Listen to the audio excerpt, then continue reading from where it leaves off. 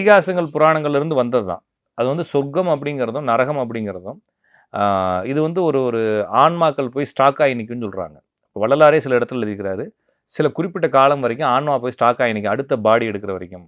அது வரைக்கும் இந்த ஆன்மாக்களுடைய அவஸ்தைகள் வேறு வேறு மாதிரி இருக்கும்னு சொல்கிறாங்க. இது வந்து சொர்க்கம் நரகம்ன்றது சும்மா நம்ம படத்தில் பார்க்குற மாதிரி புகை வர்றது, இது மாதிரி நம்ம புரிஞ்சுக்கிறதானே தவிர, அது அத்தனை நாள் அங்கே ஸ்டாக் ஆகிறதே வந்து அவஸ்தைன்னு சொல்கிறாங்க.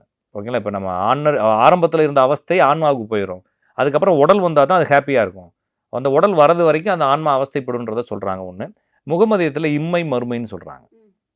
நம்ம இங்கே பண்ணுறது எல்லாமே நேரடியாக அல்லாட்ட போயிடுவோம். அல்லாஹ் வந்து நம்ம பண்ணதுக்கு தகுந்த மாதிரி தண்டனையோ இல்லாட்டினா புண்ணியம் ஏதோ ஒன்றுங்க, நம்ம செஞ்ச நன்மைக்கும் தீமைக்கும் ஏதோ ஒன்று நடக்கும்ன்றது இருக்குன்றதுனால, இது வந்து உண்மையிலேயே அங்கே ஒரு ஆள் இருப்பாரா, யமன் இருப்பாரா அப்படின்றதெல்லாம் கேள்வி. சித்திரகுப்தர் இருப்பாரா, நம்ம ரஜினி படம் மாதிரி போயிட தேவையில்லை. ஆனால் இங்கே செய்யக்கூடிய புண்ணியம் பாவத்துக்கு தகுந்த மாதிரி அடுத்து நமக்கு பிறப்பு தொடருதுன்றதை நம்புகிறாங்க. அது இருக்கோ இல்லையோ, ஆனால் நம்மளுக்கு இப்பயே தெரியுது இல்லையா, நம்ம பண்ணுறது பாவம் நம்மளுக்கே புரிஞ்சுட்டு அதை செய்கிறோம்.